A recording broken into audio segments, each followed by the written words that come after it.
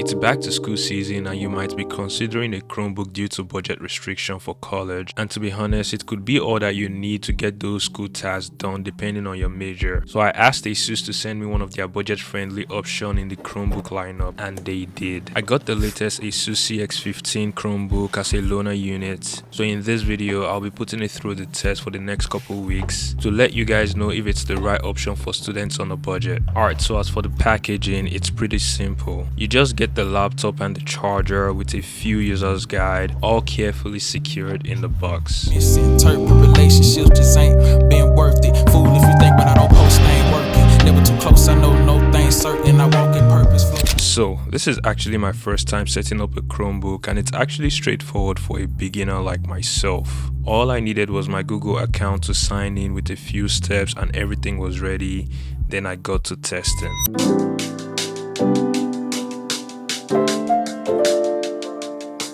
Alright guys, so it's been roughly up to 2 weeks since I've been testing the ASUS CX15, and I could actually see how this would fit into some students who are on a budget, considering that it costs just $200. Don't get me wrong, if you are doing something more intense, this might not fit in, but just for context, I have a younger brother who studied in London. He graduated like 2 weeks ago, and for the entire 4 years of college, all he used was a Chromebook.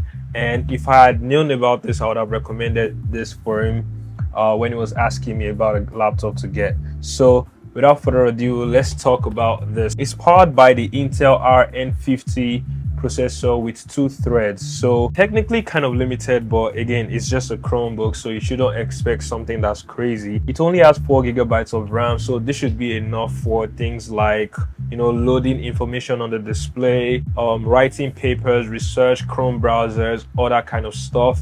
And obviously it's a Chrome OS, so you could actually download or install apps from the Play Store, which are like maybe Notion, productivity apps, any app that you can get from the Play Store. You should be able to install it on this software right here, and you have most of the Google software pre-installed on the computer with 128 GB of SSD, enough room to basically get like few productivity apps in. So yeah, like I said, this is a laptop that should fit into, for me, for example, scripting, or if you're a student writing research paper, making research on the web, multiple Chrome tabs, online assignments, and video conference calls. You get a 720p resolution webcam, which should be perfect enough for, like, you know, getting on those Zoom call meetings or online classes where you have to show your face, or taking online exams. All right, so moving on to the body components, the majority of the chassis is made of plastic, but I'm not going to lie, that could be a concern for some people, but again, it's a $200 laptop.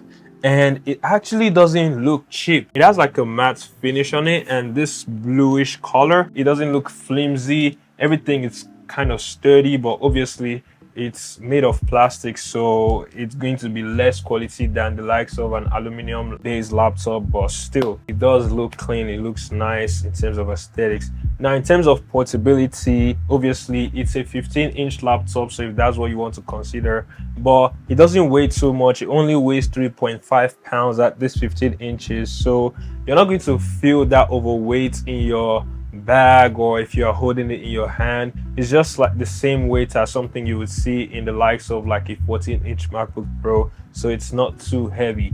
Obviously you need a bigger like bag or something to put this in terms of like size, but where the size come into play is if you're the type who does like multitasking a lot, browsing, making research on one side of your display, and then finishing up your assignments or writing your paper on the other hand. This comes in clutch for that. I personally have been looking forward to upgrading to like a 15 or 16-inch laptop, and I could actually see how this would be practical for those use cases, especially as someone who is used to a huge display like this. But then when it comes to portability and I want that screen room real estate, this should be perfect. Also, the display comes at 1080p resolution, which is a very good quality as the base, especially for a 15-inch laptop, with 60 Hz of refresh rate, so you can navigate smoothly when you are switching between tabs, scrolling on a busy web page, animations and stuff like that. It runs smooth and clean. Still on the display, it gets bright up to 300 nits of brightness, so that's not the best, but also for considering what this laptop is worth, 300 nits of brightness is actually pretty bright enough, especially if you are working indoors in like a library or something. It's not a glossy display, it's kind of like a matte finish, so you're not going to get reflections. That's a double on my part. I actually like the fact that it's not a glossy display. It's 300 nits, 1080p resolution, so consuming media, watching videos on your spare time after class or watching online lectures, the display does a spectacular job. Now the speaker is at the bottom right here, so if you are playing media or whatever, it's not the best. I personally don't like when laptops have their speaker in the bottom because the sound doesn't pass through properly, but it doesn't sound bad. It sounds clear, it sounds good. I'll drop a speaker test right now for you guys to see. In the Samsung when it comes out, so I don't have any notes. You already know we don't do any scripts. Now this laptop has a full keyboard layout with numeric keys, which some people actually might like. If you are into like numbers, maybe you are like into calculations and stuff like that, you would enjoy it. I personally am not a big fan, but in terms of like the key spacing, it has good key spacing, and surprisingly the quality of the keyboard is very good. It has good key travel, key spacing, tactile to type on. It's not one of those keyboards where you just get the laptop and it takes time to get used to. You are going to be typing with this flawlessly. Now the trackpad on the other hand, I'm not going to lie, I have to be honest, this is not the best. For a huge laptop like this, look at how much room they gave to the trackpad. It's not the best. On top of that, it's the normal traditional mechanical trackpad you see on Windows laptop, and it navigates smoothly, it navigates nicely, but I think in terms of room, you need more space for a 15-inch laptop at least. Now moving on to more parts of the body component, it has vents on the bottom. I don't see any reason why you should push this laptop to the point where you're going to need vents, but considering that this has just 4 gigs of RAM, it's very easy to like use up those RAM real quick by having multiple tabs and then multitasking and stuff like that. You just need to know what you need this laptop for you to be able to push it to that point. Like I said, writing essays, online assignments, those little things that don't require anything too crazy. Now if you are a student who is going to be programming, video editing, graphic design, crazy intense programs that your laptop require, the Chromebook is not for you. But like little things like browsing the web, turning in assignments, or uploading Word documents, PowerPoint, slides, Excel sheets, this will do the job perfectly, no question. So I doubt that you'll be able to push it to the limits in terms of performance and power, but if you get to that point, just know that it has vents in the bottom to cool it off, so you're still safe on that part. Moving on to the ports, one of the big things I like about any form of laptop is the port selection, because I'm someone who tries to connect like as much things as possible, be it trying to charge my devices or sending something from other devices to the phone. You are not going to be missing out on this one. So this one has 2 USB-C ports for fast charging, so it charges via USB-C, and a USB-C cable actually comes inside the box, like I showed you guys in the unboxing. In terms of transfer speed, you only get up to 5 gigabytes per second, so that's not too much, but honestly I don't know what you want to be transferring from a Chromebook like this, but in terms of fast charging, it charges pretty fast. You get an HDMI port if you want to connect this to the likes of an external display, you can do that. You can also do the external display connection via USB-C as well, and then you get the USB-A port as well, which is also a nice add-on in case you are using older cables or connecting to like some older type of accessory. And then finally, to compensate for the speaker at the bottom, you get an headphone jack. So if you're the type who is big on listening to something, watching videos, and you're in public, having an headphone jack is definitely a must. So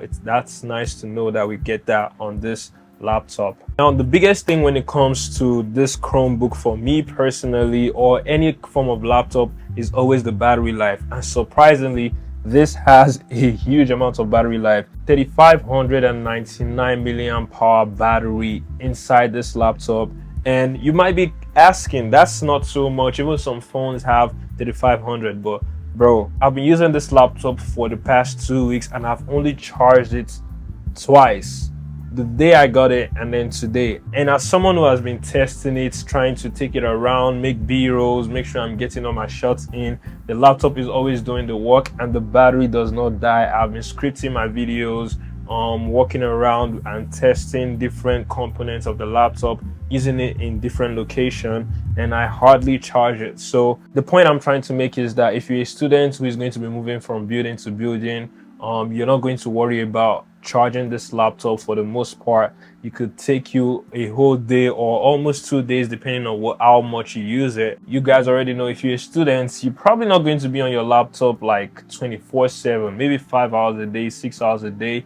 Full usage, battery life is not going to be a problem. So would I recommend this for students? Yes, if you're on a budget and you know that your work is limited to things like Word documents, browsing the internet, going from tab to tab, turning in assignments online, I think this is going to be good. But if you are a student who needs specific softwares that you need to install, you need to understand that Chromebook in general is probably not for you. But if you're looking to get a Chromebook, this is a good option. The operating system itself run on web-based, so you really can't do too much. Even if it has 32 or 64 gigabytes of RAM, you're just going to be limited for the most part. Regardless of all that, I would say if you're a student who is just looking for something to just get assignments done, you don't want to spend $500-600, the Asus CX15 might be the best laptop for you. I'll make sure to drop the link to the Asus CX14 in the description down below, so make sure you guys check it out.